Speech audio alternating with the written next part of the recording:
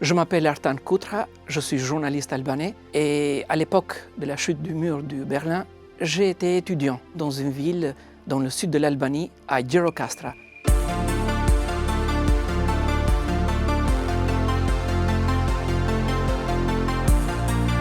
La chute du mur de Berlin, ça représente quelque chose de très important aussi pour nous les Albanais.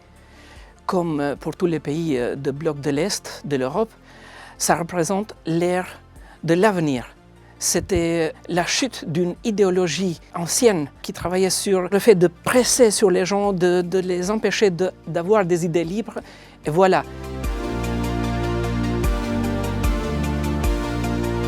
Moi, j'étais avec mes amis, ou plutôt avec les autres étudiants, et on essayait de regarder sur les chaînes de télévision de façon clandestine, parce que c'était interdit que chez nous, on capte des chaînes de télévision des autres pays, mais on se débrouillait pour construire des antennes de façon à surmonter les ondes brouillées, et pour capter, pour regarder les images.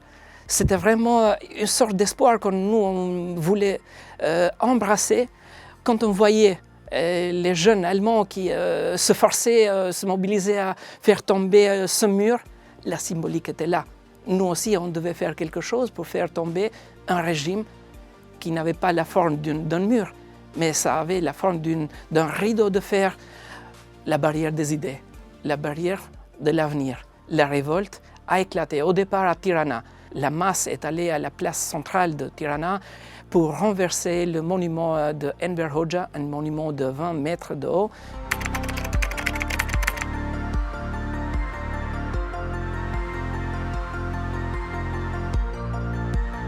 Et c'était vraiment très dur à le bouger en pratique.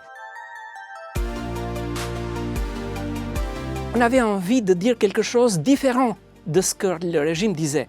Mes amis étaient des étudiants et aussi des musiciens. On était tous des jeunes.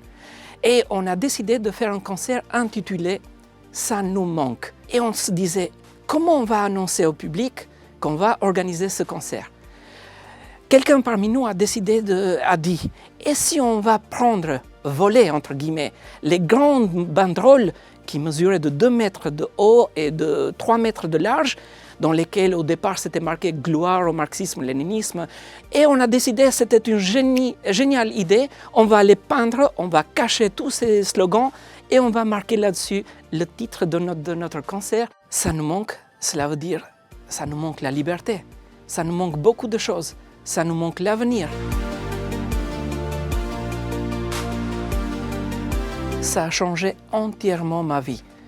Voilà, vous pouvez savoir qu'en Albanie, le régime avait construit une isolation totale. Personne ne pouvait pas sortir de l'Albanie. J'ai eu vraiment beaucoup de chance qu'une fois que j'ai terminé mes études supérieures, voilà, l'ère des changements a commencé, le régime a chuté et donc j'ai pu faire des études beaucoup plus approfondies dans le journalisme.